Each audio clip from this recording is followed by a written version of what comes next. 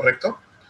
Entonces, en verdad es una visualización gráfica, pero que sigue un criterio de clasificación lógica por reglas, ¿no? Entonces, podemos entender que el árbol es gráficamente un conjunto de reglas, digamos que a este nivel podríamos definirlo, ¿no? Es gráficamente un conjunto de reglas que se aplican de forma sucesiva sobre la información para ir filtrándola y separándola cada vez más en grupos más pequeños.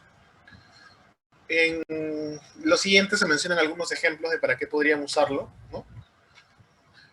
Los árboles son útiles cuando hay más de una manera para convertirse en miembro de una clase meta.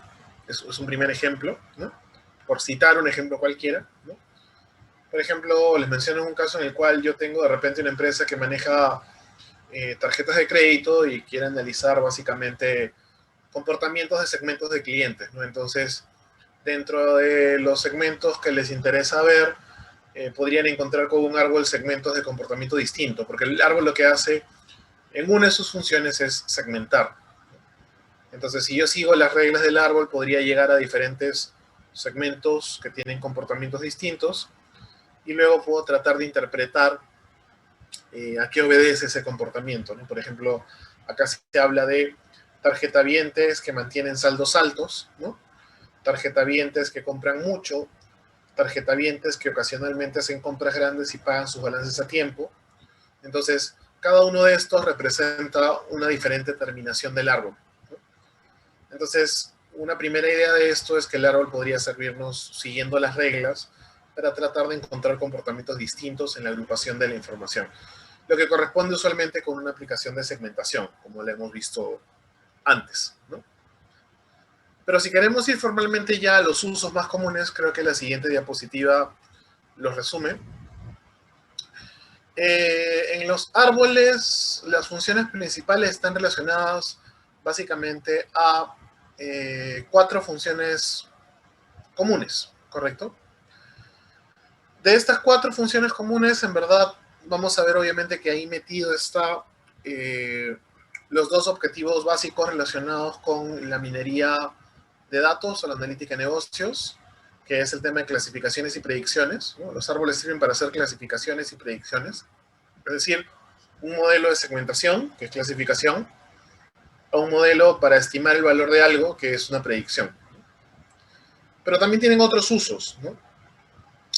¿Qué otras ideas se mencionan aparte de clasificación y predicción, que son obviamente las funciones más inmediatas? En primer lugar, lo primero que quisiera remarcar antes de explorar el resto de opciones es que el árbol es una herramienta bastante atípica en el contexto del bloque común de herramientas de analítica de negocios, porque la gran mayoría de herramientas de analítica de negocios usualmente se enfocan a un objetivo, ¿no? O el modelo lo utilizo para decir, o el modelo lo utilizo para segmentar, ¿correcto? Esta es una de las pocas herramientas que pueden hacer las dos cosas. Entonces, por eso es que es un poco atípica, porque en verdad es bastante flexible y la forma como opera este conjunto de reglas mediante un algoritmo me podría servir a cualquiera de los dos propósitos, ¿correcto? Ya. Dado esto, ¿cuáles son sus otras funciones? Si bien es una herramienta para formar modelos, también puede servir para entender cuáles son las variables más importantes en una base de datos. En el propósito de encontrar relaciones, a veces que puede ser un propósito también usual, pero de menor nivel dentro de la analítica de negocios, en verdad, a veces no se trata de hacer modelos, sino que solamente saber cuáles son las variables críticas, ¿no? Las que más importan. Entonces el árbol podría servir también para eso. Otra cosa más que el árbol puede hacer, incluso sin necesidad de formar un modelo o de utilizar el modelo que me arroja, puede servirme para explorar el comportamiento de los datos. Y a veces el árbol se puede utilizar sin necesidad de formar un modelo como una técnica previa para otras técnicas posteriores, ¿no? O sea, es una técnica de modelo, sí lo es, pero su versatilidad y su función permiten que también se pueda utilizar para otros propósitos o fines, ¿no? Es, digamos, que una de sus características más importantes también, ¿correcto? ¿Qué más? La primera idea dice, también se puede utilizar para asignar puntajes a los datos, ¿no? Ya, esta idea en verdad no es algo muy distinto a lo que menciona el tercer guión en la segunda idea, que es la de estimar el valor de algo, ¿correcto? Lo que pasa es que otra forma de llamar a la función de estimación o de predicción del modelo es llamarla función de scoring, ¿correcto? Scoring porque asigna un puntaje o valor de algo que ustedes quieren estimar. Entonces, en verdad, el scoring simplemente es la misma función predictiva, donde la variable target en el árbol también se conoce como score, que es el valor que se quiere estimar. Entonces, en verdad, digamos que el árbol en síntesis es una herramienta muy, muy flexible, ¿no? Sirve para modelamiento y sirve para otras cosas más. Y se puede combinar incluso con otras herramientas por su forma de estructuración en el algoritmo que le permite obtener la formación gráfica y el conjunto de reglas. Todavía estamos explorando, vamos a ir más a detalle. Cuando vamos al detalle de lo que es el modelo predictivo, que es esta función de scoring o de estimación de un valor que les he mencionado, la idea con el árbol es que el árbol asigna un score dependiendo de la hoja en la cual básicamente los registros son clasificados, ¿no? A eso refiere básicamente la función de scoring. Correcto, hace referencia a eso, ¿no? Hace referencia básicamente a el procedimiento de tratar de estimar el valor, y la forma de estimar el valor para el árbol será a través de las hojas del árbol, ¿no? Ustedes se preguntarán, ¿qué son las hojas del árbol, ¿no? O sea, ¿a qué nos estamos refiriendo? Las hojas del árbol son las terminaciones finales de un árbol de clasificación, ¿no? Son, digamos que, agrupaciones sucesivas que se van a ir dando tal que al final no tienen una división posterior o final, ¿no? A eso se le denomina usualmente, básicamente, una hoja en el árbol. Entonces, la forma de funcionar de la estructura del scoring para el árbol se basa en la idea justamente de este criterio de clasificación, ¿no?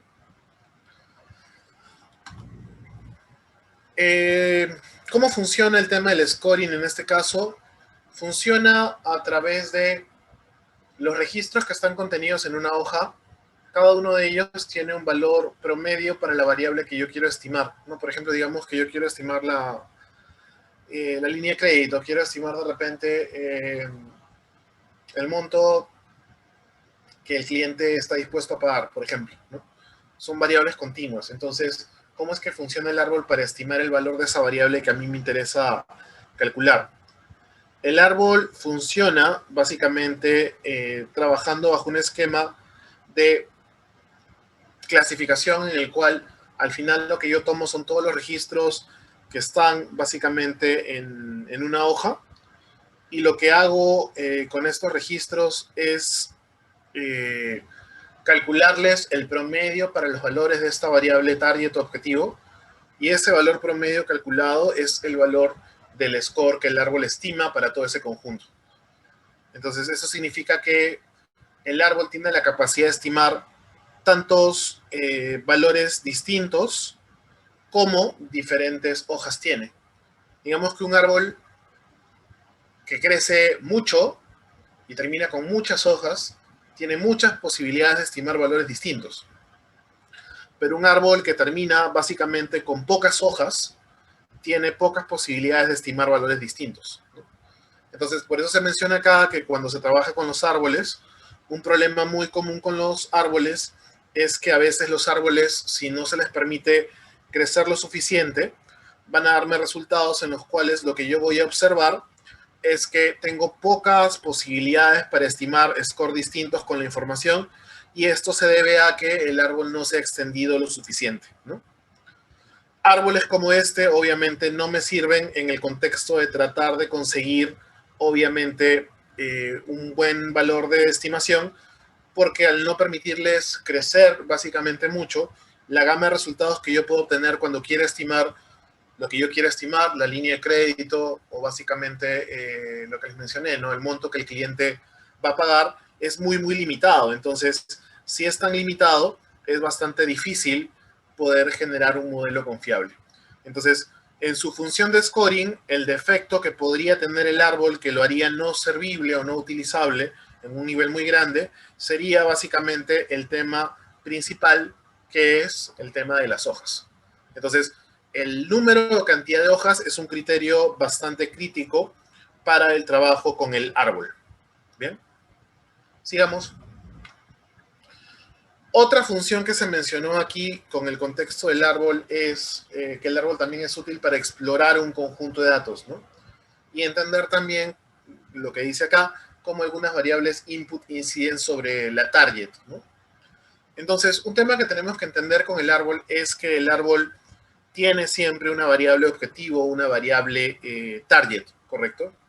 Esta variable objetivo o esta variable target eh, generalmente es la variable que yo quiero estimar en un modelo predictivo o a la clasificación a la cual yo quiero llegar en un modelo de segmentación, ¿correcto?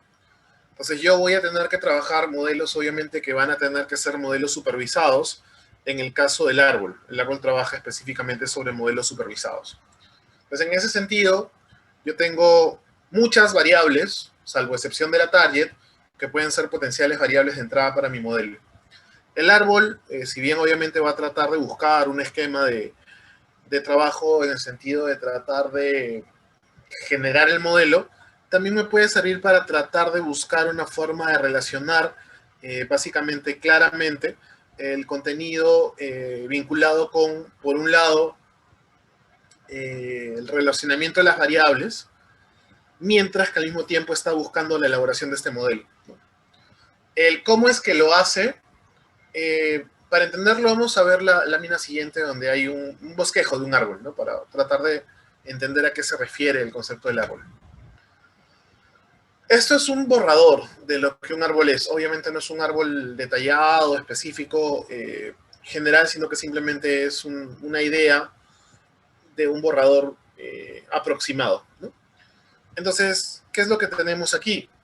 Tenemos como una especie de cuadraditos que se van dividiendo siempre de dos en dos y que generan más cuadraditos hacia abajo. Eso es lo que estamos viendo en la lámina, ¿no? Dice un árbol de decisión, ¿no? Y clasificación, donde al costado la idea me dice que el caso es predecir qué clientes pondrían órdenes y se les envía un catálogo de Navidad basado en aquellos que pusieron órdenes, básicamente, que pusieron órdenes la Navidad pasada, ¿no? O el catálogo pasado. Entonces, ¿cuál es la idea básicamente? La idea es tratar de encontrar un concepto de relacionamiento en el cual tenemos primero que entender un poco, antes de proseguir con el resto de láminas, cómo es que el árbol más o menos funciona, ¿no? Entonces, en ese esquema, la idea es la siguiente. Lo que ustedes tienen aquí arriba, en esta posición, es básicamente el total de la base de datos. O sea, este recuadro representa a la base de datos total, ¿correcto? La base de datos íntegramente total, ¿no? Sin quitar ningún registro. Entonces, lo que el árbol va a ir haciendo es ir sacando, ¿correcto?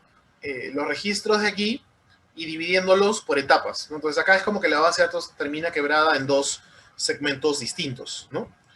El orden de la clasificación de estos segmentos depende básicamente de lo que esté escrita en esta línea de acá.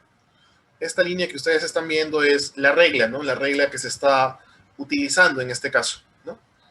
Entonces, el árbol funciona siguiendo un mecanismo de repetición de las reglas, en la cual la idea será que yo voy a ir evaluando primero, digamos que el conjunto total de los datos, cuál es, por ejemplo, la regla que tengo, la regla postulada por los datos, y una vez que tengo esta regla básicamente postulada por los datos, lo que hago es dividir la base de datos en partes, ¿correcto? Entonces, yo divido la base de datos y mi base de datos inicial queda dividida en dos secciones. ¿Cómo se forma la regla? La regla la determina el algoritmo del árbol y la regla se compone generalmente de lo que es, por un lado, una variable que obviamente tiene que pertenecer a la base de datos y que es una de las variables input que la base de datos tiene. Y por el otro lado, el valor crítico para dividir a esa variable. O sea, tiene que ser un valor registrado por la variable, pero que el algoritmo también determine que es aquel valor que refiere o muestra la mayor criticidad, ¿no? Entonces lo que hace es aplicar el procedimiento de división, genera dos grupos y luego repite el procedimiento una y otra vez mientras ustedes se lo permitan. ¿Por qué digo mientras ustedes se lo permitan? Porque ustedes pueden dejar que el árbol crezca de forma ilimitada, y si el árbol creciese de forma ilimitada, en teoría tiene la capacidad de llegar incluso hasta registros individuales, ¿no? O sea, si no lo paran, el árbol sería capaz de ir quebrando la base de datos siempre en dos subgrupos a la vez, pero podría hacerlo tantas veces como para hasta llegar a registros individuales. Obviamente nadie quiere eso porque no sirve, ¿no? ¿De qué me serviría quebrar la base de datos en registros individuales? Eso no forma ningún modelo, pero la capacidad la tiene. Pues normalmente, ¿cómo se trabaja con un árbol?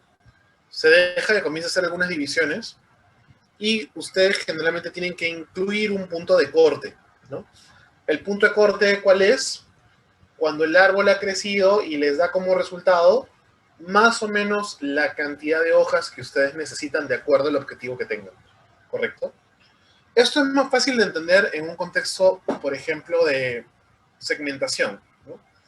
Si voy a hacer segmentación, obviamente mi objetivo es generar segmentos, ¿no? Mi cartera de clientes, dividirla en diferentes segmentos para trabajar, ¿no? Entonces, si mi objetivo es un objetivo de segmentación, yo debo tener una noción preliminar más o menos de cuántos segmentos quiero manejar, ¿no? O sea, si tengo una base de datos de repente de un total de 5.000 clientes, a nadie se le va a ocurrir manejar 1.000 segmentos. El árbol podría crecer hasta ahí, pero a nadie le serviría eso. Probablemente lo lógico coherente sea manejar 5, 6, 7, 4, una cierta cantidad bastante limitada de segmentos.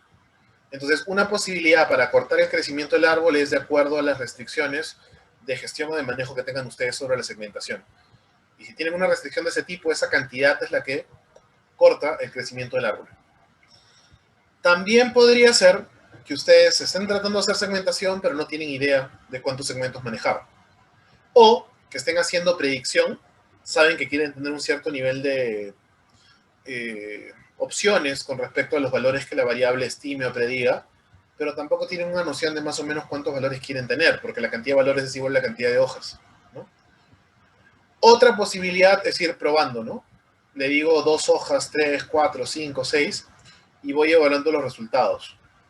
El árbol tiene una medida para evaluar qué tan buena es en general la división de registros que está formando hasta cierta hoja.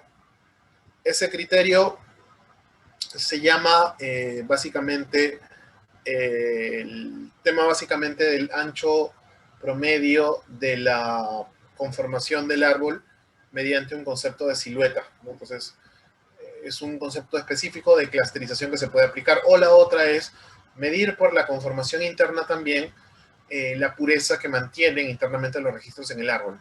Mientras más puros sean los grupos, mejores o más crítica es, o tiene un elemento de mayor discriminación en la formación de registros, ¿no? Entonces, se puede ir por un lado con una necesidad específica que viene de la parte obviamente de negocio, o se podría manejar ya evaluando diferentes resultados y evaluando sobre algún tipo de indicador de calidad de resultado del árbol, ¿no? Son dos posibilidades. Y ahí se corta en ese punto y ya tiene un árbol para utilizar.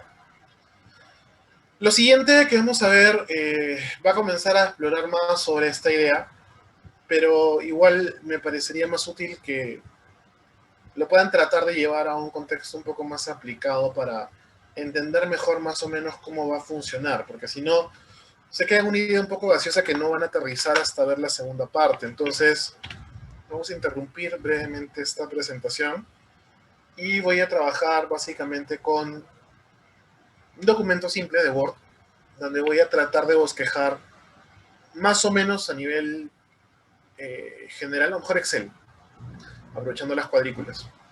Vamos a trabajar con un Excel acá para entender el concepto, ya más o menos cómo funciona.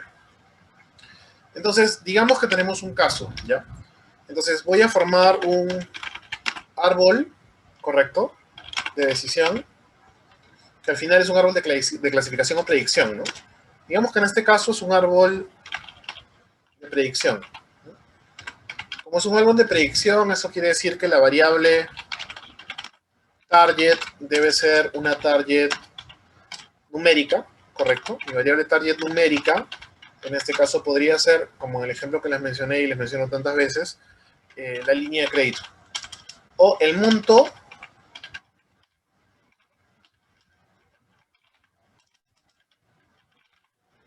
monto al cual se va a ampliar la línea de crédito, ¿no? Es una ampliación de línea de crédito. Entonces, alguien tiene que proporcionarme una base de datos donde, digamos que esta es la base de datos, ¿no? Vamos a dejarlo sin la cuadrícula para entender mejor que solamente el cuadrado que estoy graficando es la base de datos. Esto es la base de datos. Entonces, mi variable target, que es el monto al cual se va a ampliar la línea de crédito, vamos a llamarla la variable Y, ¿correcto? Entonces, para mi base de datos, Y es una variable que tiene que reportarme la base de datos. Ahí estaría Y, ¿correcto? Digamos que acá en la primera columna simplemente sea un numerador, entonces acá está el registro 1, 2, 3, 4, 5, y así bajará hasta un registro enésimo que tenga la base de datos, ¿correcto? Esto es como noción o como idea.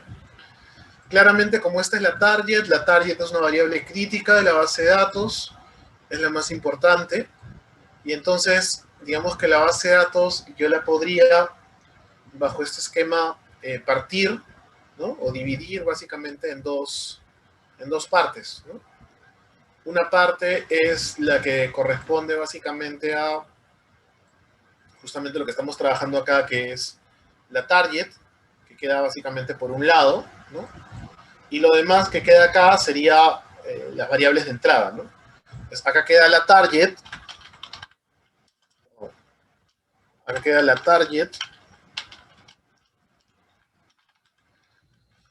y si Y es la target, todo el resto de variables disponibles que ustedes tengan acá, todas esas serían las variables de entrada o las variables input, ¿no? Que pueden tener diferente naturaleza, ¿no? Entonces tenemos una target categórica, las demás disponibles en la BD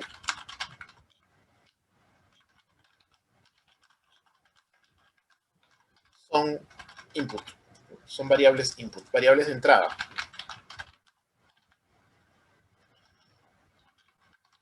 ¿Bien? Entonces, acá tenemos espacio para cuántas. A ver, ¿cuántas input podemos declarar? Acá hay una, por citar un ejemplo. 2, 3. Hay 5 espacios, ¿no? Para mí esto van a ser puntos suspensivos como que acá entre la tercera y la quinta columna hay un montón de columnas más, ¿no? O sea que hay muchas variables más. Solamente voy a mencionar, por citar en este ejemplo, 4 variables, ¿no? Entonces, a ver, las 4 primeras ideas que me den. ¿Cuáles pueden ser 4 variables que podrían tener relación con la línea de crédito o la ampliación de línea de crédito de un cliente basado sobre ampliaciones históricas hechas y obviamente que pertenezcan a una base de datos de clientes, ¿no? Sí, Karina. ¿Nivel de ingresos? Bien, sí, es correcto. Entonces coloco acá una variable que puede ser el nivel de ingreso, ¿no? ¿Alguna otra? Nivel de gastos mensuales, bien. Ya me falta una nada más. Edad está bien. Una más, por favor, para terminar el ejemplo. Tengo nivel de ingreso, nivel de gastos mensuales, la edad, cualquier otra, en verdad, cualquier otra. Estado civil, bien. Pues tienen acá el estado civil, ¿no? Pueden haber muchísimas más. Obviamente yo sé que más de uno tiene más ideas en la cabeza, pero solamente es para hacer un ejemplo, ¿no? Entonces digamos que acá tienen todas estas variables, ¿correcto? Y estas variables son sus variables input, ¿correcto? Son sus variables input, ¿no? Entonces, por ejemplo, acá el nivel de ingreso puede ser la X1, gastos mensuales puede ser la X2, la edad puede ser la X3, el estado civil que sea la X sub K, la k-ésima variable. O sea, hay K variables en la base de datos, ¿no? Acá hay K variables. Entonces, esta es una base de datos, ¿correcto? De N registros con K más un variables, ¿no? Porque más uno por la target, ¿correcto? Ya, entonces voy a tratar de explicarles el algoritmo y cuando les explique el algoritmo voy a tener que comenzar a formar el árbol. ¿Bien? Para entender esto, eso es un algoritmo interno que se va a hacer con cualquier programa y es lo que el programa va a utilizar para formar el árbol. ¿Bien? El algoritmo lo que hace es lo siguiente, ¿correcto? Más o menos funciona así, ¿no? Pasos que sigue el algoritmo para formar, y acá viene la clave, cada división del árbol. Lo que va a hacer es lo siguiente. Para cada variable va a encontrar el valor crítico que mejor separa a los registros en función de la target. ¿Correcto? Entonces, para cada variable, lo voy a colocar un poco más abajo, voy a colocarlo desde acá. Para cada variable va a encontrar el valor crítico que mejor separa los registros en función de la target. ¿Bien? Entonces, digamos que acá hay registros. Nivel de ingreso, por ejemplo, 5.200 soles mensuales. Nivel de ingreso, 1.200 soles mensuales. Nivel de ingreso, 15.000 o 16.000 soles mensuales. Nivel de ingreso, 3.500 soles mensuales, ¿no? Y así es el último registro que tendrá también un valor, 4.100 soles mensuales. Nivel de gastos mensuales, no sé, 4.000 soles, 900 soles, 12.000 soles, 2.000 soles, por acá 3.890 soles, ¿no? Edad, una persona, por ejemplo, de 24 años, una persona de repente de 18 años, una persona de repente de 30 años, una persona de repente acá de 34 años, y acá una persona de repente de, no sé, 28 años, ¿ya? Es un ejemplo cualquiera, ¿ya? Estado civil, soltero, ¿no? Por acá tienen también soltero. Digamos que este de acá también esté soltero, no sé. Este acá está casado, ¿no? El último, no sé, que sea un divorciado. Citar solamente un ejemplo, ¿bien? Entonces lo que va a hacer nuevamente es, como les digo, para cada variable va a encontrar la mejor forma de separar los registros, ¿correcto? Entonces, ¿cómo funciona esto? Para las variables numéricas es sencilla. Lo que hace es, por ejemplo, analiza los x1 y encuentra el punto de corte que mejor divide en 2, de acuerdo al valor de la target. Para entender esto tienen que tomar un supuesto, ¿correcto? El supuesto es que existe, obviamente, un indicador de pureza de la división en 2 del árbol. Cuando digo división en 2 del árbol, me refiero a cuando el árbol hace un quiebre, que toma un nódulo y lo reparte en 2. Entonces, existe algún tipo de indicador de pureza que todavía veremos más adelante, pero digamos que somos capaces de medirlos. Entonces, si somos capaces de medirlo, el software podría ver si es que de repente x1 lo comparo de repente como menor o igual que 1000 y evalúo su nivel de pureza. O x1 lo comparo contra otro valor que tenga registrado acá, por ejemplo, 1200 y veo su nivel de pureza. O de repente tomo un 3400. O sea, tienen que ser registros que estén en la columna, ¿bien? Y evaluando todos, al final llego a la conclusión que de repente que el mejor segmento acá es 3500, ¿bien? Que fue justamente uno de los registros de acá. Entonces, ¿qué quiere decir esto? Que si yo tuviera que tomar a la variable input x1 para dividir a los registros en el árbol en 2 y evaluar la pureza en base al resultado de la target, o sea, que tanto los valores de la target en cada grupo son muy similares entre sí, el mejor criterio de separación para x1 es 3500. Análogamente, digamos que ustedes pueden hacer lo mismo con los demás, ¿no? Esto acá es el paso 1. Entonces, por ejemplo, en x2 me sale que el mejor valor de división es menor o igual a, por ejemplo, 3000. ¿Bien? Esto es x2 en mayúscula, ¿no? Para x3, que es la edad, me sale que el valor crítico de división es aquellos que sean menores o iguales a 36 años, por ejemplo. ¿Bien? Y ahí viene el tema del estado civil, porque el estado civil lo está registrando así, ¿cierto? Entonces, internamente lo que tiene que hacer con las variables de categoría, ¿correcto? Estas de acá, para formar básicamente alguna división es ver cuál es el valor crítico para segmentar de acuerdo a un orden categórico. Entonces, para entender esta variable, internamente el software hace esto, ¿no? Primer valor registrado, por ejemplo, soltero, ¿no? Segundo valor registrado en esta variable es casado. Tercer valor, divorciado.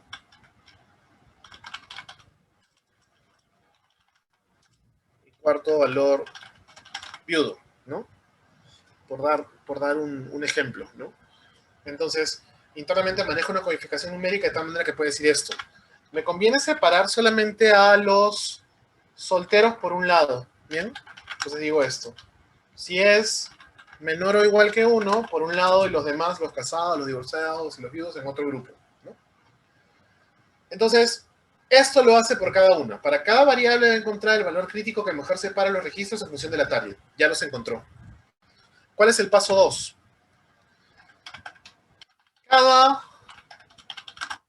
variable con su división tiene un registro del valor del indicador de pureza, ¿no? O sea, yo cuando hice esta división fue porque encontré la mejor pureza, ¿correcto? La más alta. Entonces acá tenemos, por ejemplo, la pureza de un cierto nivel, ¿no? Pureza 1. Acá tengo otra medición de pureza, pureza 2. Acá tengo otra medición de pureza, pureza 3. ¿No? Y otra medición de pureza, pureza 4. No les digo un valor numérico porque hay indicadores de pureza que trabajan maximizando y otros minimizando. Así que solamente entiendan que son valores diferentes, ¿correcto? Tal que son distintos, ¿no? Entonces, cada variable con su división tiene un registro del valor del valor de la pureza, ¿no? Del valor del indicador de pureza, que hay un doble valor que he puesto, no sé por qué. Bien. Entonces, entre todos, selecciona el mejor. O sea, acá lo que hace es el óptimo, ¿correcto? Digo óptimo y no digo ni máximo ni mínimo porque el mejor puede cambiar dependiendo de la naturaleza del indicador, ¿correcto? Entonces, digamos que entre los 4 que están acá, ¿correcto? Digamos que en este ejemplo, por ejemplo, este de acá fue el mejor. Digamos que ese sea el mejor.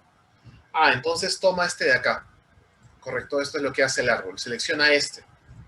¿Y qué es lo que hace a continuación? A continuación, procede a dividir la base de datos de acuerdo a dicha regla, ¿correcto? Y aquí entra el concepto de la regla. ¿Qué cosa es la regla? ¿Correcto? La regla es, en este caso de acá, esta de acá. La regla sería, voy a dividir la base de datos de acuerdo a x2 menor o igual que 3000. Entonces es como que yo tomo ahora todos los registros de la base de datos que están acá, todos los de acá, y veo cuáles son los registros que tienen menor o igual que 3000, ¿no?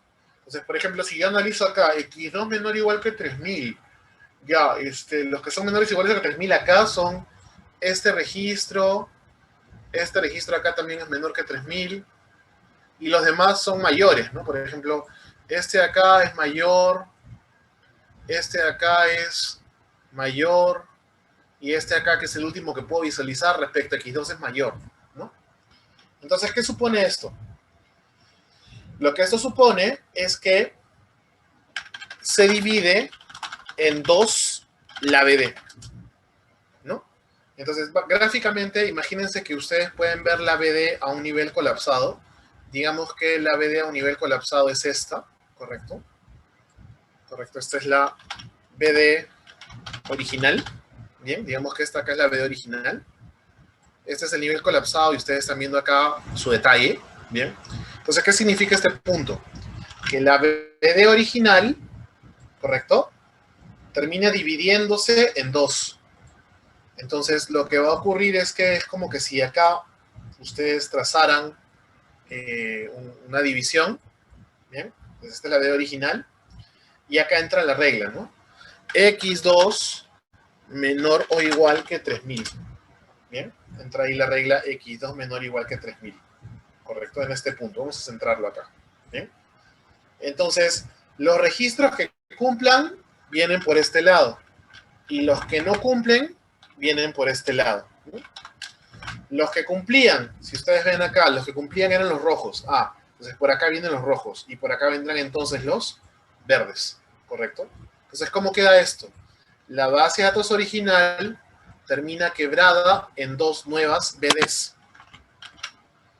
Tienen a una nueva BD, que vamos a llamar BD sub 1, ¿correcto? Que es más chiquita que la anterior, obviamente en cantidad de registros, y que tiene todos los registros que eran de color rojo. ¿Bien? Mientras que por el otro lado quedarían los registros que no son menores o iguales a 3000, que son los que tienen el color verde. Y esa sería una división 2 de la base de datos.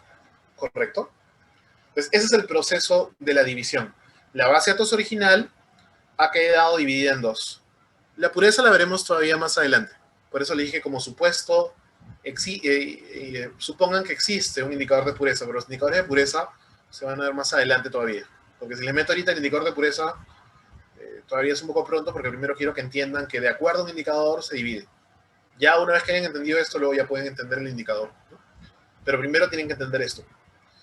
Entonces, una vez que ustedes tienen esto, el paso 4 es el loop, ¿correcto?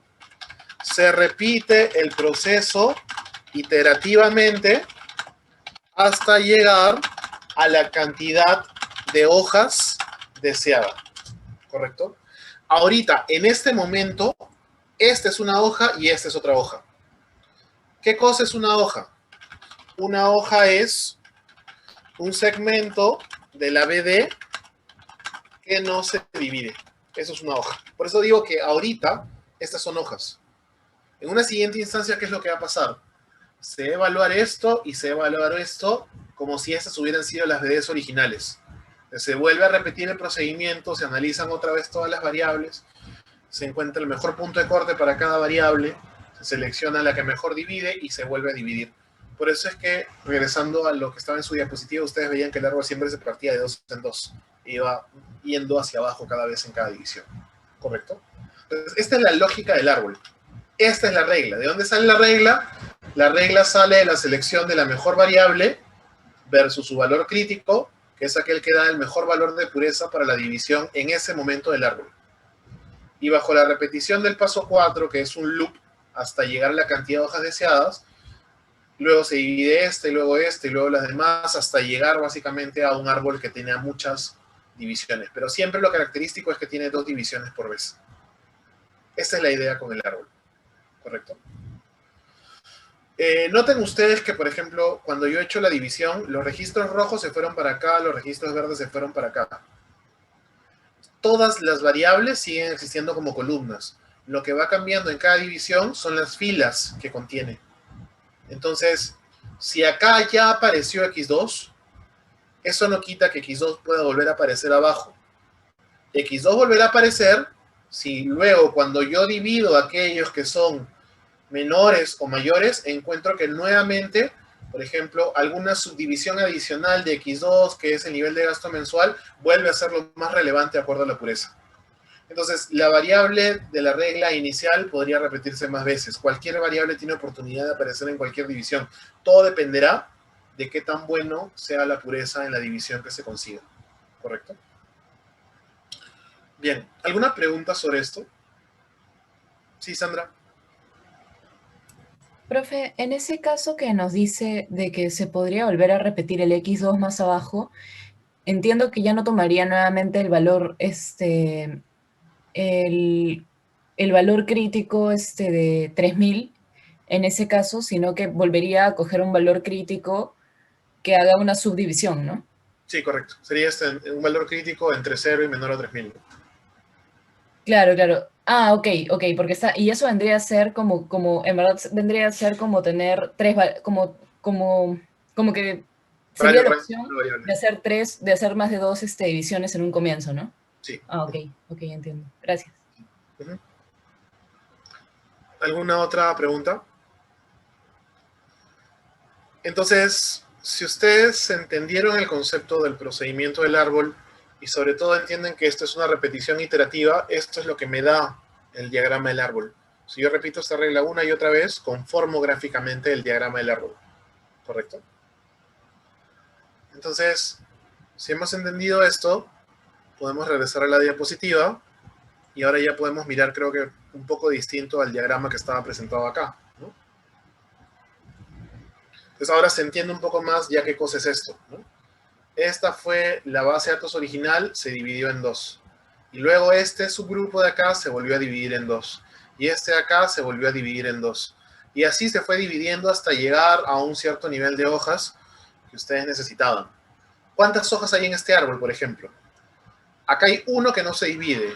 2, 3, 4, 5, 6, 7, 8, 9 hojas tiene este árbol. ¿Correcto?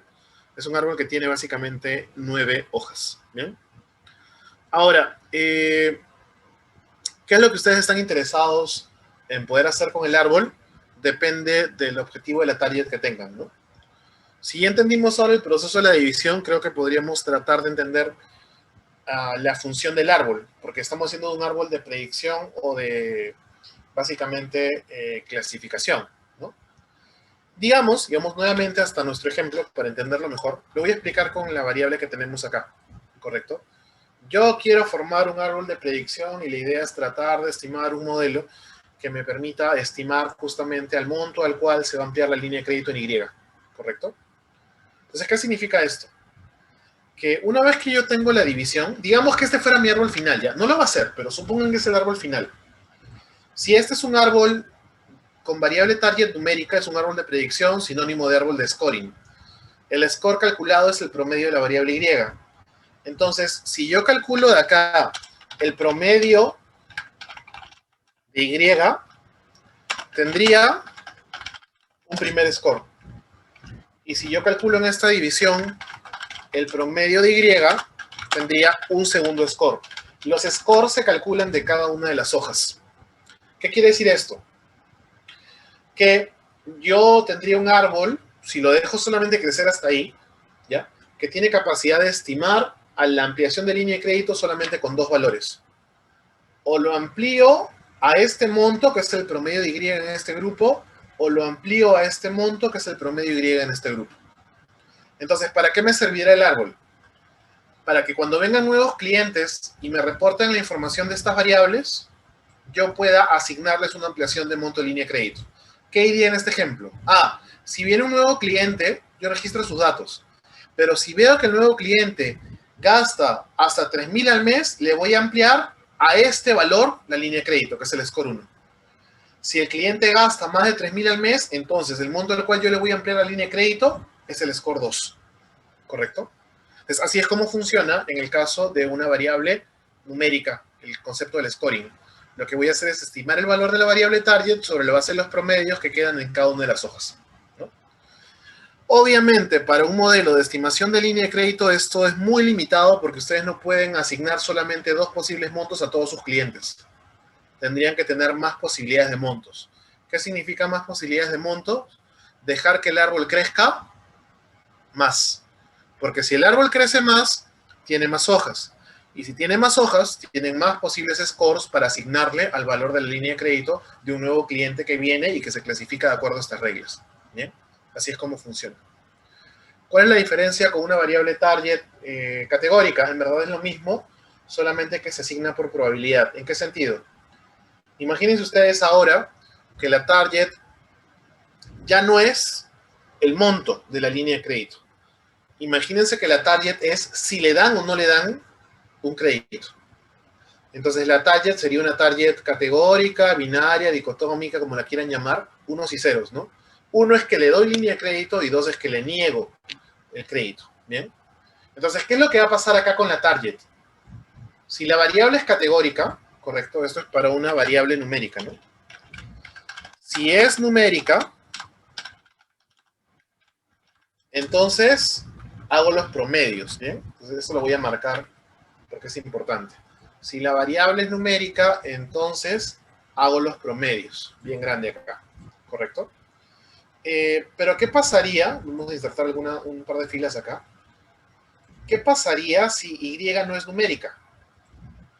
¿Qué pasa si, por ejemplo, es dicotómica?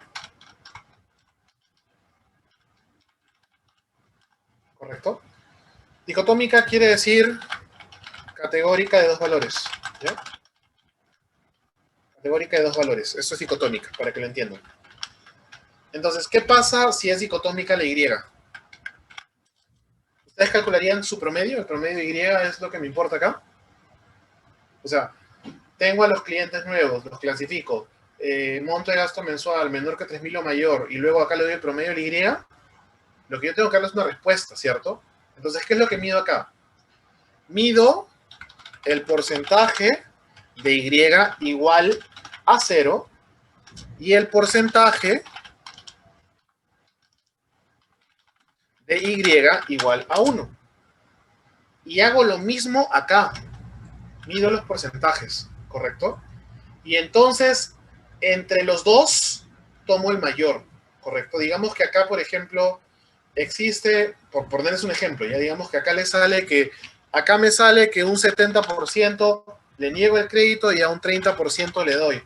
Y acá me sale de repente que a un 10% le niego y al 90% le doy, ¿correcto? Eso es lo que yo estoy midiendo con los resultados. Digamos que esos fueron los resultados. Entonces, ¿qué significa esto? Ah, el grupo predominante acá es este, ¿no? El predominante es este de acá. ¿Cuál es el grupo predominante acá? El predominante es este de acá. Entonces, ¿cómo funcionaría mi árbol para una variable que es categórica y dicotómica? Yo vengo acá y digo, voy a implementar mi árbol con nuevos clientes. Le pido la información al nuevo cliente. Si mi nuevo cliente gasta menos de 3.000 al mes, entonces le niego el crédito. Si el cliente gasta más de 3.000 al mes, entonces le doy el crédito. O sea, no es que van a darles con estas mismas probabilidades un aleatorio para ver si le dan o no le dan, no. La hoja queda determinada con el patrón de la categoría que tenga mayor probabilidad de ocurrencia. Obviamente este nivel es muy sencillo porque tienen dos grupos. A medida que ustedes dividan en más grupos, va a haber siempre una predominancia que converja con más posibilidades hacia un valor más alto de probabilidad con respecto a la otra. Y eso va a permitir obviamente que la clasificación sea mejor. ¿Bien? Entonces, ya sea predicción o clasificación, es factible trabajarlo. ¿Ok? Bien, entonces, depende de cuál sea su objetivo, pero el árbol puede trabajar con los dos, ¿no? Estimación de un valor o puede trabajar con la clasificación, cualquiera de los dos. Regresamos a la diapo. Entonces, ahora sí, Nelson, te escucho.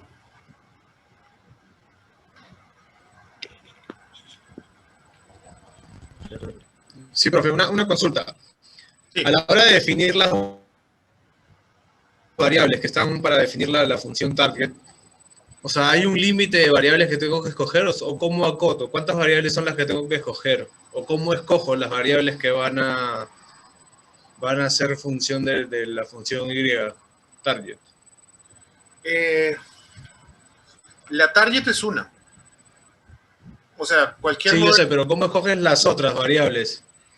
Son todas las ¿Cuántas? que quieren. ¿Cómo Todas, sabes que son? todas. Todas las que queden en la base de datos. No hay ningún problema en cuántas variables metas, porque al final acá, si le pones 10, calcula el mejor corte para 10. Si le pones 1000, calcula el mejor corte para 1000. O sea, lo único que va a cambiar el meter más variables es que de repente se demora un poco más, pero igual va a seleccionar siempre la mejor. Entonces, digamos que no es un modelo que requiera una decisión de qué variables meter o no meter, no, se mete toda la base de datos. Es sencillo en ese contexto. Ok, perfecto. Bien, entonces, ahora les decía que esta idea que está al costado puede quedar más claro porque antes no quedaba nada clara con el diagrama. Dice, predecir que clientes pondrían órdenes si se les envía un catálogo de Navidad basado en aquellos que pusieron órdenes el año pasado, ¿no?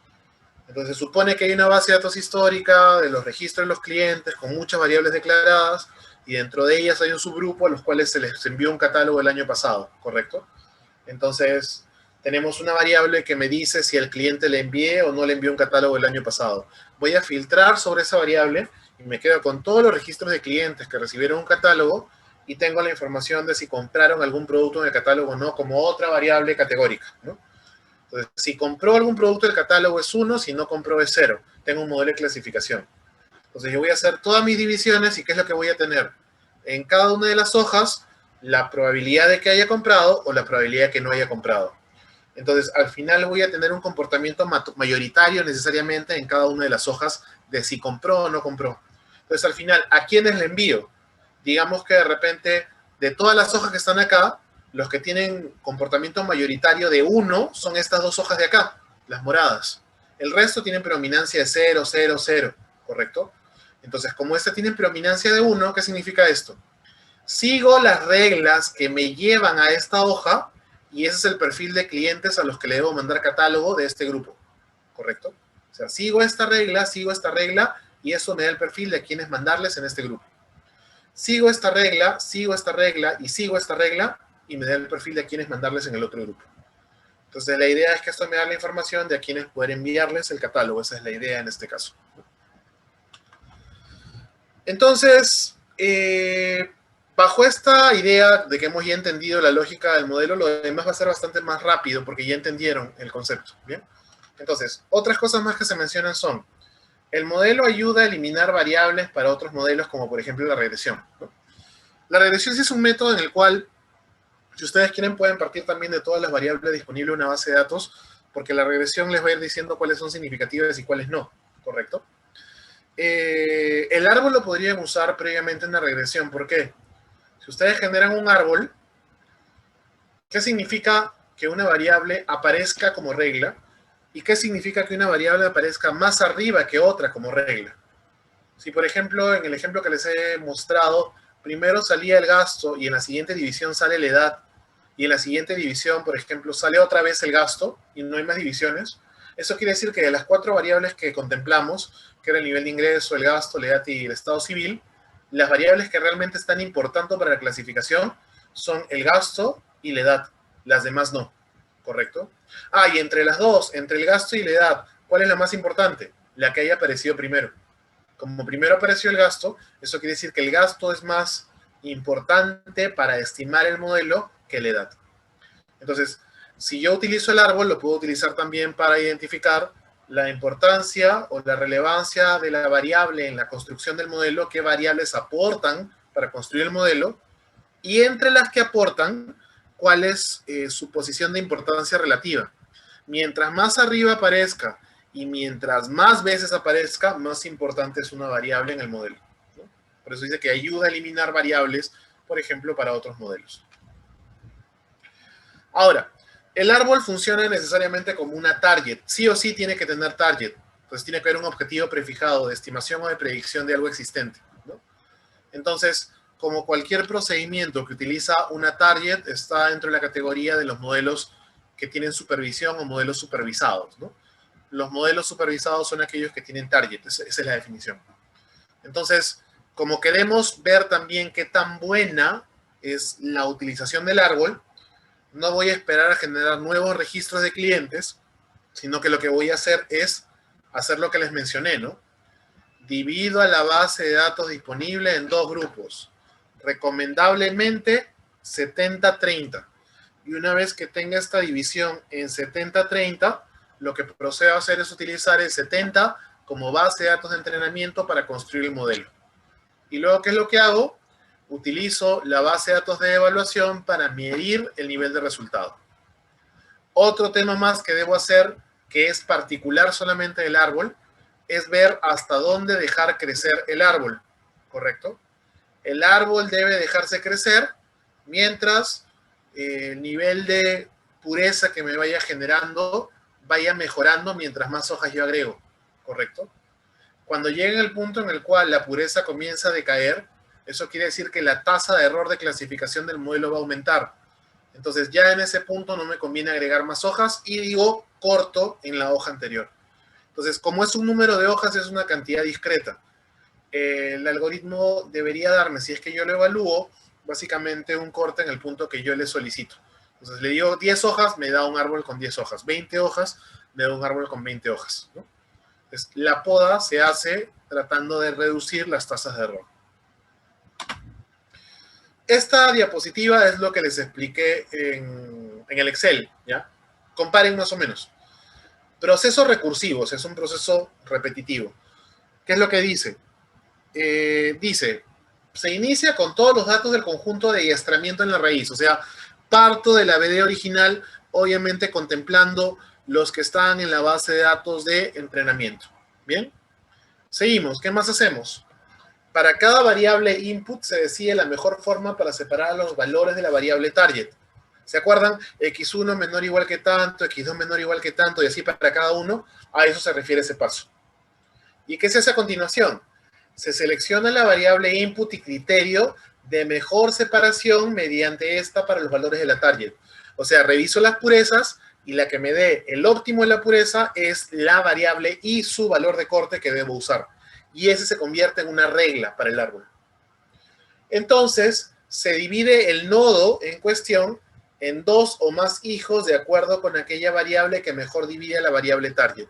Para árboles de decisión de clasificación y predicción, siempre son 2 hijos, ¿correcto? Y luego se repite el proceso con los otros nodos hasta que no sea posible más divisiones o hasta llegar obviamente al punto de corte que ustedes quieren. Esta diapositiva es lo mismo que les he explicado en el Excel, ¿correcto? Pero creo que en el Excel queda un poco más claro. Ahora, lo que me preguntaron, ¿cuál es la pureza? ¿Cómo se mide? ¿Qué concepto es? ¿No? Entonces, para entender a la pureza, primero hay que ver lo que es la posibilidad de evaluar un poco el nivel de resultado que podemos tener con las divisiones, ¿no? Eso solamente es un ejemplo cualquiera para entender cualitativamente a la pureza. Y lo que me dice es esto, ¿no? Imagínense que esta es la base de datos. Obviamente lo que estoy reflejando en el color y en el símbolo del punto es el valor de la target. Eso sería un ejemplo de un árbol de clasificación con una target dicotómica. Tiene 2 valores. Un valor es el círculo rojo, otro valor es el triángulo azul. Solamente 2 valores en la target. Entonces, cada una de las líneas que ustedes observan en la diapositiva les muestra un posible valor de división, una posible división en 2 subgrupos, ¿no? Entonces, en teoría, acá se ha aplicado diferentes variables para dividir y se está evaluando cualitativamente la división. O sea, acá no hago un cálculo de pureza, porque ese concepto todavía no lo conozco, sino que veo gráficamente cómo terminaría la división con cada una de las variables que yo tomo para dividir. Entonces, ¿qué es lo que me dice la diapositiva? ¿Quién tiene una consulta? Sí, fui yo, Karina. Karina, dime. Sí, profesor, no entendí. Los símbolos se refiere a una variable target con 2 valores, ¿entendí bien? Sí, es una target que tiene 2 posibles valores. Son como unos y ceros. Solamente que para que lo vean gráficamente, al 1 le doy un símbolo que es el círculo rojo y al 2 le doy otro símbolo que es el triángulo azul. Ok, solamente estamos viendo acá target, no las otras variables, digamos, solo target. Claro, porque finalmente la pureza se mide respecto a cómo se clasifica la target, ¿no? De acuerdo, ya, gracias. Bien.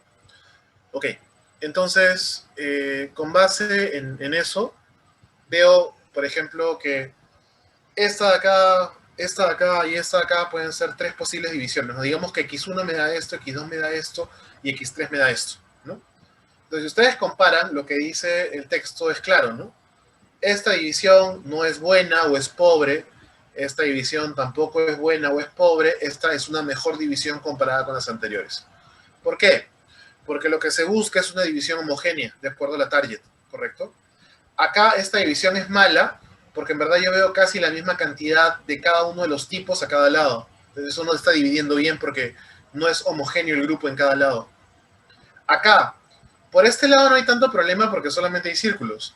El problema es que acá están mezclados tanto círculos como triángulos. Y en verdad los tamaños tampoco son proporcionales, ¿correcto? Entonces tampoco me sirve obtener una buena división si la otra parte de la división es mala. Lo de abajo es algo mejor, ¿correcto? No es que sea perfecto, porque no es que solamente hayan triángulos a un lado y círculos a otro, pero al menos sí existe un comportamiento predominante. Acá predominan los triángulos y hay 2 círculos que serían errores, y acá predominan los círculos y hay 2 triángulos que serían errores.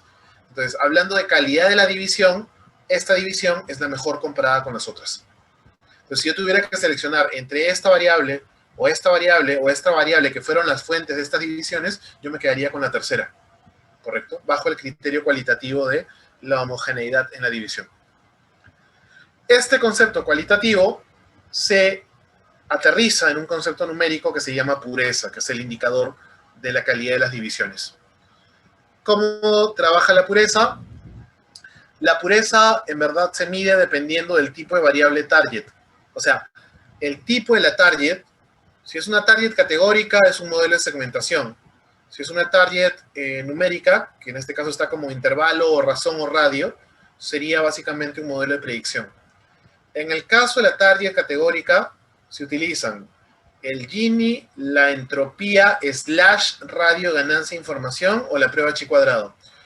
Yo sé que hay 4 bullets ahí, pero en verdad solamente son 3 indicadores. ¿Por qué? Porque la entropía y el ratio ganancia información son medidas complementarias. Uno es el complemento de otro, con respecto a uno. Por eso es que son medidas alternativas. En verdad son 3 para la target categórica. Para las target numéricas, al no poder construir clasificaciones por categorías, la tasa de error se mide en función del ruido en la variable. Entonces, lo que se utiliza es la dispersión.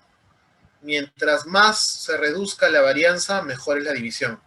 O, si quieren hacer un procedimiento estadístico, podrían utilizar la prueba de la distribución F de Fisher para evaluar la calidad del resultado. Cualquiera de las dos. ¿Correcto? Vamos a incidir sobre los primeros, que son los modelos más comunes, que son los de segmentación. Entonces, acá solamente voy a presentarles brevemente, porque tampoco la idea es entrar en un cálculo numérico ni manual de los indicadores, pero sí es importante conocerlos y entender cómo funcionan. El Gini es un indicador nacido más que todo de las ciencias sociales y de la economía.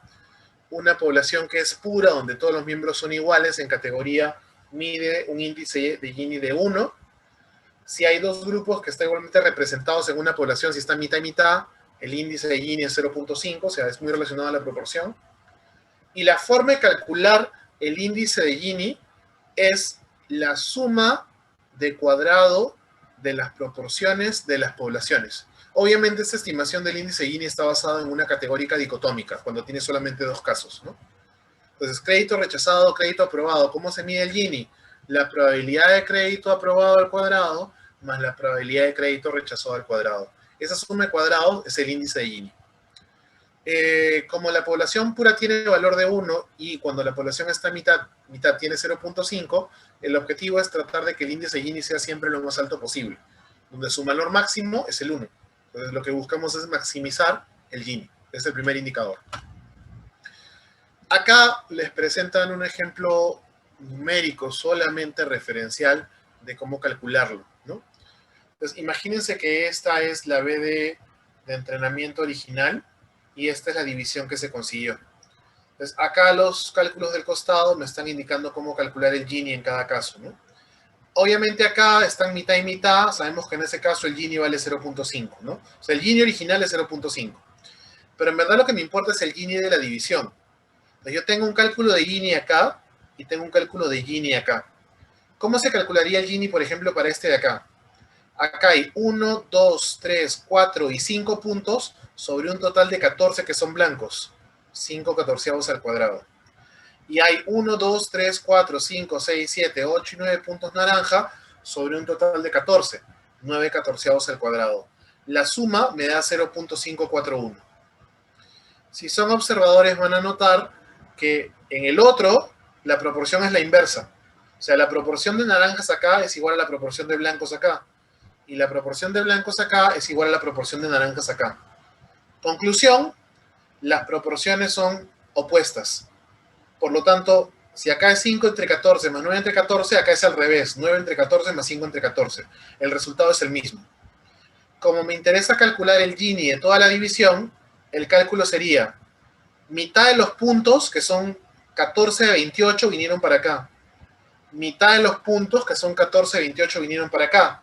Por lo tanto, el cálculo del Gini para toda la división sería 50% por este más 50% por este. Como en este caso la división es igual en cantidad y aparte ambos tienen los mismos Gini, al final queda el Gini de cualquiera de ellos, 0.541. Por sí solo, para una división, no me dice nada. Lo tengo que utilizar para comparar contra otras posibles divisiones. Imagínense que esto sería, como por ejemplo, el cálculo del Gini cuando tomamos x1. Cuando x1 es menor o igual que 1000, ese es el cálculo del Gini. Por sí solo no me dice nada. ¿Qué tengo que hacer? Compararlo contra otra posible división. Ya, no voy a ir al detalle del cálculo, voy a ir directamente al final. Esta es otra división diferente, ¿no? Acá tengo la misma base original, pero acá 5 puntos y todos los demás por acá. Aquí están los cálculos del Gini, para el de la izquierda, para el de la derecha, y acá el ponderado es en función de la cantidad de puntos. 5 de 28 acá, 23 de 28 acá. Cálculo total del Gini, 0.539. Entonces, en la comparación es donde tiene sentido el Gini. ¿Cuál es mejor? En la división A me salía 0.541, en la división B me sale 0.539. Mejor es la división A, ¿correcto? Y así entonces es como que recomendaría el software, en el algoritmo al momento de aplicarse, que la regla número 1 es la que debería corresponder a la que sirvió para llegar a esta división, ¿no? Entonces, esto es el criterio que les decía que el algoritmo utilizaba para dividir. Este es uno de los criterios que utiliza, ¿correcto? Ahora, no es el único, hay otros más, ¿no? Segundo indicador, también para el caso de las variables categóricas, en particular de forma directa explicado para las dicotómicas, la entropía, ¿no? Es otro concepto. La entropía está relacionada en verdad a la física y a la teoría de información. Es un concepto que viene de esas áreas. La población pura tiene entropía de 0. Ya vemos por ahí que es un comportamiento opuesto, ¿no? El Gini era de 1, la entropía es de 0. Si hay dos grupos que están igualmente representados, la entropía vale 1. El cálculo de la entropía es la fórmula que están viendo ahí, ¿no?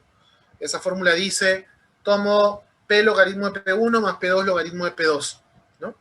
El objetivo es minimizar la entropía. Entonces, el cálculo es distinto, el objetivo es una minimización, es opuesto al anterior.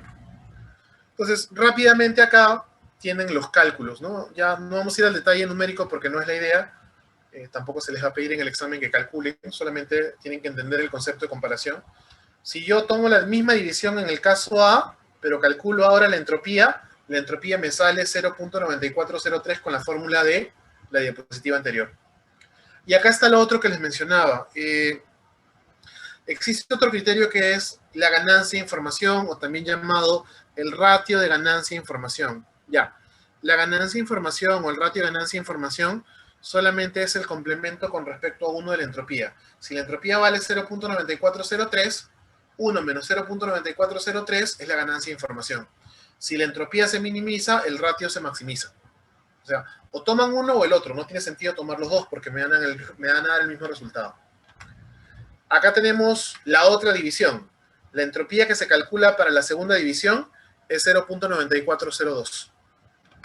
Si comparamos, pero ahora por entropía, por eso es que el Gini está entre paréntesis, una mejor división entre la A o la B sería la B si utilizo el criterio de la entropía. Entonces, diferentes criterios podrían llevarme a conclusiones distintas. Ahí tendría un problema si solamente tuviera dos criterios, porque podría tener que un criterio me dice una, el otro criterio me dice la otra y tendría un empate, por decirlo de alguna forma. Por esa razón es que para la variable discreta existen 3 criterios, nos falta el tercero. Tercer criterio es utilizar una adaptación de la prueba chi cuadrado a la tabla de frecuencias de clasificación para el caso de la variable discreta, perdón, para el caso de la variable categórica, ¿no? Pues acá se utiliza la prueba chi cuadrado, si los hijos son puros, el chi cuadrado va a ser lo más alto posible, ¿no? Si las proporciones son iguales respecto a la división original, el chi cuadrado es bajo, es de 0. Entonces lo que buscamos es tratar de maximizarlo, esa es la idea.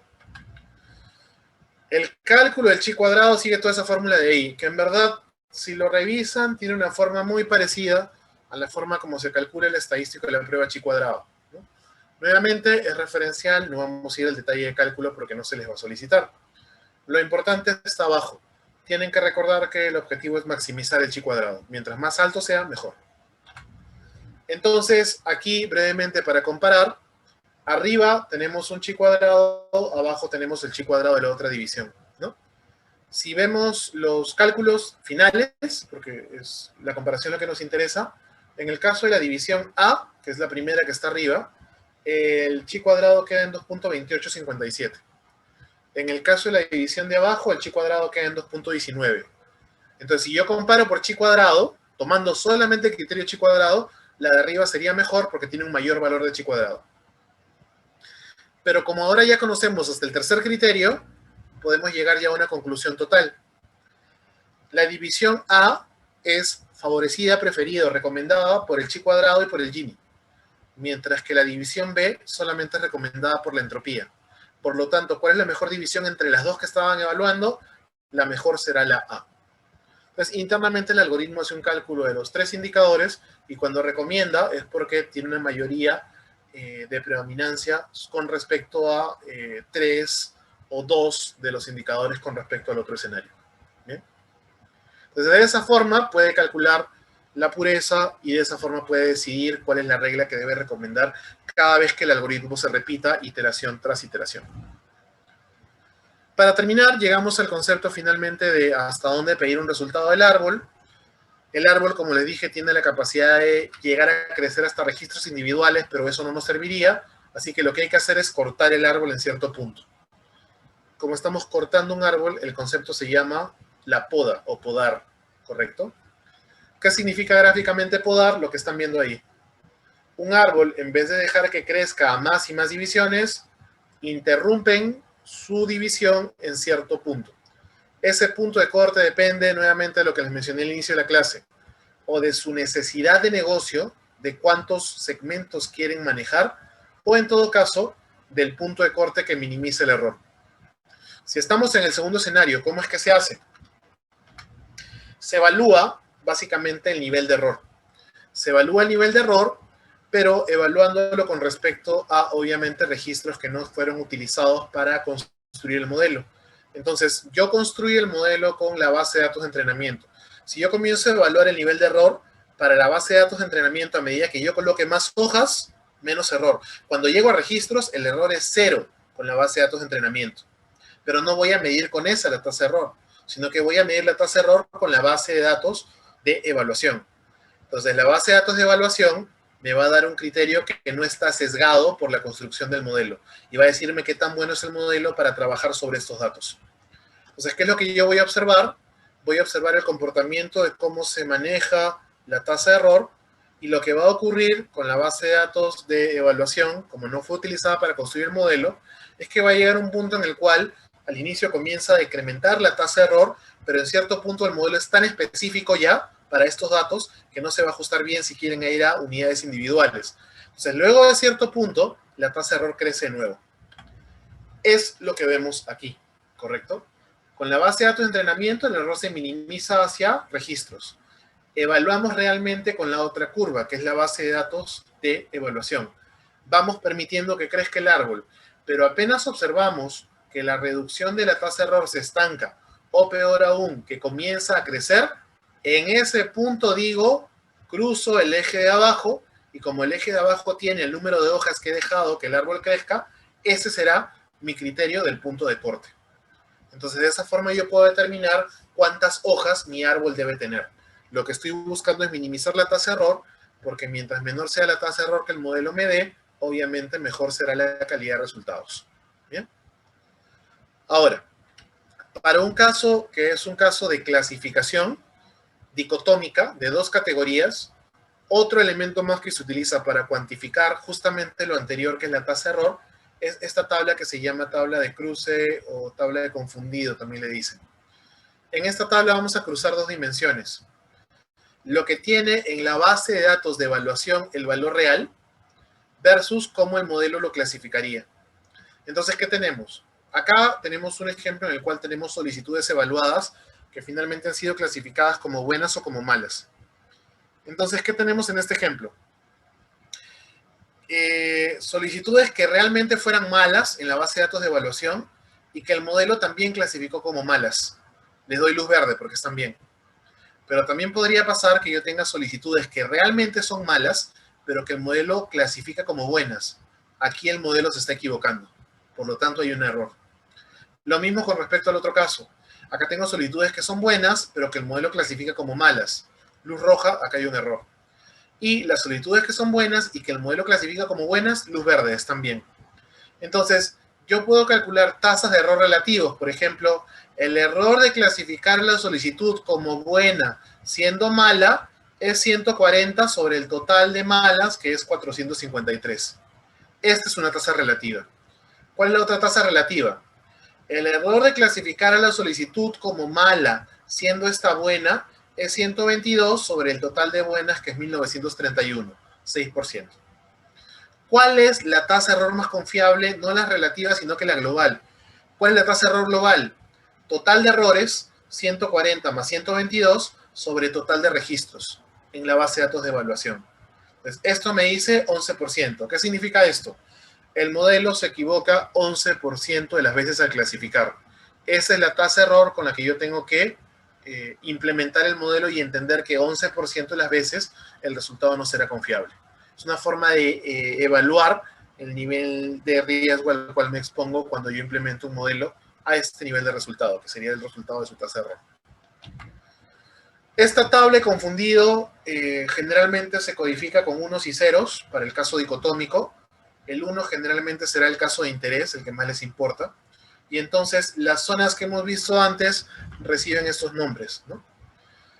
Los que realmente son 1 y se clasifican como 1 se llaman verdaderos positivos. Los que realmente son ceros y se clasifican como ceros se llaman verdaderos negativos. Los verdaderos son los aciertos. Los errores están en los falsos. Los que son 1 que se clasifican como 0, que se llaman falsos negativos, y los que son ceros que se clasifican como 1, que se llaman falsos positivos. Entonces, la tasa de error es la suma de los falsos en total, negativos más positivos, sobre el total de la tabla. ¿Correcto? Llegando al final de esta parte. Ventajas de los árboles de decisión. Son fáciles de entender. O sea, si yo reviso el árbol y leo las líneas, entiendo que estoy trabajando mediante reglas que me dicen cómo clasificar. Como está en función de las reglas, y las reglas se definen en base a las variables, y las variables están contenidas en bases de datos, se pueden implementar como reglas de negocio. No requiere ningún tipo de suposiciones acerca de los datos. No hay selección de variables, las variables no tienen que tener una distribución en particular, no hay ese tipo de condiciones. Y las variables que ingresan a la zona input pueden ser tanto continuas como categóricas, no tienen que tener un tipo en particular. Eso es lo que hace que sean bastante utilizables. Desventajas. Hay algunos algoritmos que solamente pueden trabajar las variables binarias. Es el caso más común. O sea, cuando ustedes tienen variables categóricas de más de 2 categorías, hay pocos algoritmos que los pueden manejar. Eso es un problema. ¿Cuál es el otro? Asociado a lo mismo de tener varias categorías, cuando la target es una target categórica con varias categorías y ustedes no tienen un suficiente número de casos en cada categoría, el modelo tampoco es confiable. La última desventaja es el tema de costo computacional, pero en verdad eso está supeditado a que utilicen un software comercial, porque si utilizan software libre, no es realmente una desventaja, ¿no? Que es el caso que vamos a hacer. Eso es todo con la primera parte. Tomemos nuestro break ahora. Después del break seguimos con la parte de R, ¿correcto? Entonces, para agilizar, después que regresen del break, deben tener R abierto y el libro de